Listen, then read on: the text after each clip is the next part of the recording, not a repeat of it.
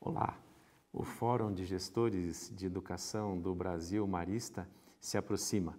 Para nos ajudar com algumas questões que nos provocam, estamos aqui hoje com o José Leão, diretor de Identidade, Missão e Vocação da Província Marista Brasil Centro-Sul, e César Leandro, que é especialista em Identidade e Missão, também da província, e também professor do curso de Teologia da PUC Paraná.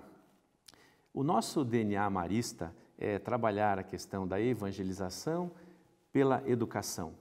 Nesse sentido, coloco para vocês dois, quais as dificuldades, as tensões que hoje nós temos no mundo atual para articular uma evangelização com a educação, olhando para os princípios éticos cristãos e maristas, porém sem perder de vista uma gestão eficaz, num mercado cada vez mais competitivo e exigente. Leão. Eu penso que essa questão nos toca de forma muito direta. O tema da evangelização no espaço educacional nos toca de uma forma muito direta. Primeiro, porque é a natureza da nossa instituição, de ser de educação. Segundo, porque a nossa missão diz que a gente evangeliza por meio da educação. Portanto, a gente tem um princípio orientador que é o princípio do evangelho para atuar no mundo. Acho que uma primeira coisa que me chama muita atenção e inquieta nessa perspectiva é nós escolhemos praticar uma atividade, digamos assim, comercial, simplificando o termo, comercial, num mercado, um mercado neoliberal, e a gente escolhe fazer isso de uma forma cristã, apoiado no Evangelho. Ora, isso aumenta, na minha opinião, o grau de dificuldade nossa. Por quê?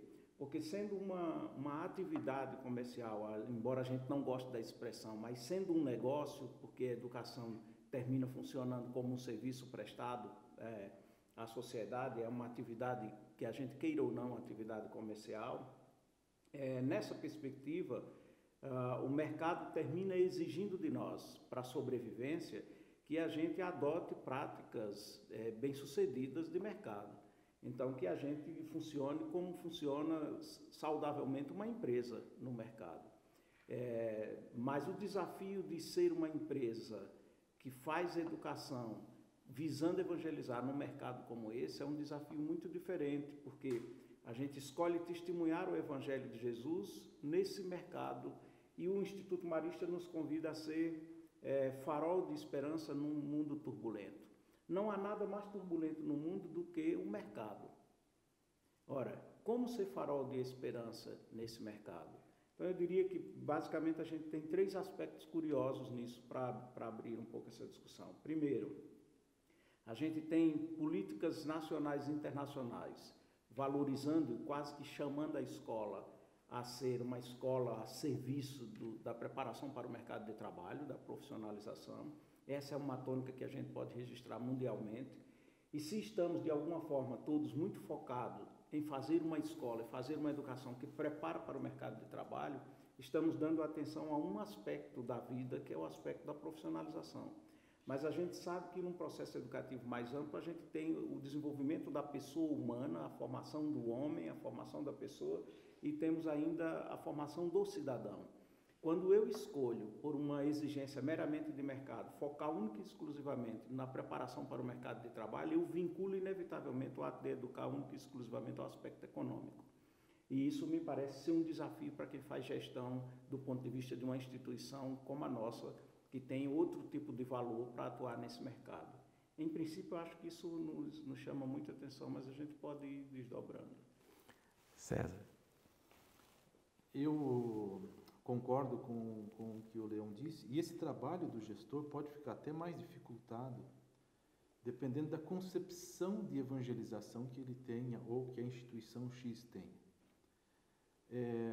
Se nós tivermos uma mentalidade no qual, que já foi superada, inclusive, que é a herança da Idade Média, uma mentalidade na qual no centro do processo está o cristianismo, ou a igreja, ou os valores do evangelho, e todo o restante da sociedade tem que se reportar a esses princípios, nós vamos estar acreditando num modelo que é superado. Embora, para mim, para você e para qualquer pessoa que nos escute, possa ser os princípios do evangelho centro, para a sociedade não é. Muitas vezes é o mercado que toma esse centro. Então nós costumamos a dizer que nós vivemos numa sociedade do não centro, da multiplicidade de éticas, das diversas propostas. E aí corremos a tentação de achar que o cristianismo tem que voltar a ser o centro. E quando eu adoto essa postura, isso dificulta muito a gestão, porque nós temos uma concepção de evangelização que confronta com a pluralidade, confronta com a ideia da diversidade, confronta com o mercado, confronta com as culturas que não seja cristã. E nós nos encapsulamos. E um colégio, uma empresa, um negócio que seja uma comunidade encapsulada, ela não tem diálogo com o mundo e aí ela vai perder. Ao mesmo tempo, qual seria a saída? Porque nós vamos acreditar num cristianismo light, né? A saída é justamente nós aproveitarmos, no bom sentido da palavra, de que nós não temos um centro, e é bom que não se tenha, porque quando não temos centro, nós temos iguais. Nós temos pessoas que se relacionam, e nisso eles são iguais. Embora com pensamentos diferentes, visões diferentes, se relacionam. Ora, se nós temos uma sociedade de relações, o que é o cristianismo na sua essência, se não relação? O que é a trindade na sua essência, se não relação? O que é a ideia de comunidade, se não relação? Igreja, relação. Eucaristia, relação. Então, uma comunidade escolar precisa ser uma comunidade de relações de qualidade, de encontros com os diferentes, inclusive. Isso é o papel do gestor. Trazer para dentro desta unidade escolar essa concepção de cristianismo atualizada. E aí só nos restaria talvez, isso é uma sugestão, né? Só nos restaria talvez um outro desafio, que é o que se nós não temos mais centro? Onde estão os princípios fundamentais? Nós acreditamos que estão no Evangelho, sim, mas acreditamos também que estão dentro do ser humano, na consciência de cada ser humano. Então, educar para relações de qualidade, formação de comunidade acadêmica, de fato, de encontros com diferentes, precisa estar associado com a educação para a interioridade. Porque o ser humano vai encontrar o Evangelho, os mesmos valores do Evangelho, não precisa ir nos diversos livros. Basta ir na sua própria consciência. Então, aqui nós temos relações e interioridade. Como é que eu faço isso, entrar no dia a dia de uma unidade escolar, de um colégio? Como é que eu tomo as decisões? Como eu incentivo a celebração, as celebrações das diversas conquistas dessa comunidade? Como é que eu faço a mediação entre as diferenças, as várias diferenças que existem na sociedade? Como é que eu vou combater qualquer forma de fundamentalismo ou de relativismo que fira relações de qualidade, que gere bullying, que gere... Então, tudo isso faz parte da gestão. Agora, para concluir, é preciso encontrar no cristianismo oportunidade e força para fazer a gestão, e não um desafio. Isso tudo potencializa o nosso jeito de ser cristão num mundo sem ter saudade da Idade Média, mas num mundo no qual o capital está aí, o mercado está aí e que nós temos algo a dizer. Gostaria de perguntar, colocar uma outra questão aqui que nós conversamos há pouco, sobre a questão do professor das humanidades, né? O Papa convoca para o ano que vem um grande encontro, né, com educadores, quer dizer, não só educadores, mas também estudantes, para falar de educação. E ele fala de 3 relações que ele coloca como relações que tiveram uma certa ruptura e precisam ser religadas. Então, a relação do ser humano com o transcendente, do ser humano com o outro nas relações sociais e do ser humano com a ecologia, com a natureza. Como que a gente pode colocar essa questão, então, do professor, né, que olha para a educação numa educação integral, que também a formação marista, uma integração na educação, né? Então, como que a gente vê esse processo do professor, da valorização do professor, um pouco daquilo que você falava um pouco antes para a gente, né? Eu penso que essa sessão de delicadezas em torno do tema vai se aprofundando, né? Porque veja bem, se a gente olhar com um pouquinho de atenção, essa vinculação da escola e da educação à profissionalização, como se a única tarefa da educação hoje fosse preparar o indivíduo para o mercado de trabalho, profissionalizar o indivíduo. Você vai observando isso, por exemplo, na direção de escola, os pais chegam para matricular uma criança no infantil e ficam procurando saber qual é a nota da escola no Enem, com a preocupação de que o menino ainda no infantil já esteja numa escola que garanta o resultado. Isso faz sentido para a sociedade. E aí vai avançando, vai evoluindo, os pais tomaram consciência de que a educação é um investimento que tem retorno. Ele gasta, ele investe, mas ele pretende obter retorno com a educação que ofereceu ao seu filho. E esse retorno é ocupar um espaço no mercado de trabalho, um espaço decente no mercado de trabalho. Essa questão me parece desafiar os professores, porque é como se a escola tivesse ficado um pouco obsoleta em relação ao mercado. Eu acho que duas coisas aconteceram no mundo, na sociedade, no mercado de modo geral, e o mercado se aproveitou muito bem. Primeiro, as coisas saíram das caixinhas unilaterais e lineares do plano cartesiano e foram para um outro terreno, o terreno do sistêmico, onde tudo se relaciona, onde tudo se conecta, e o mercado percebeu isso com muita rapidez. Segundo, a fonte de riqueza se deslocou para a inteligência, para o conhecimento. Então, quando a fonte de riqueza se desloca para o conhecimento, a escola, mais uma vez, o mercado, mais uma vez, percebeu que aqui está, por exemplo, o tesouro, onde investir e onde buscar maior retorno. A escola, mais uma vez, ficou, digamos assim, atrasada em relação a isso. A escola demorou, de modo geral, para entender que as coisas se conectam, se relacionam.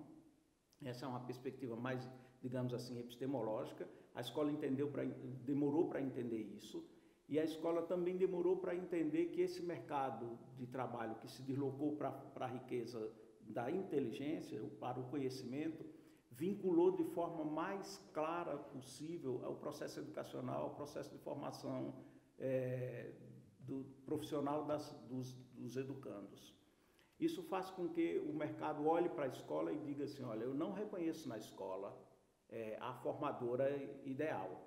Ela não forma porque ela não é ágil, ela não forma de forma satisfatória porque ela não entende que o aspecto cartesiano das coisas nas suas caixinhas, das coisas desconectadas, foi superado, e ela não entende, por outra razão, que o conhecimento é mola propulsora do desenvolvimento econômico e, portanto, ela está inapta para fazer essa formação. Bom, posto isso, o que acontece?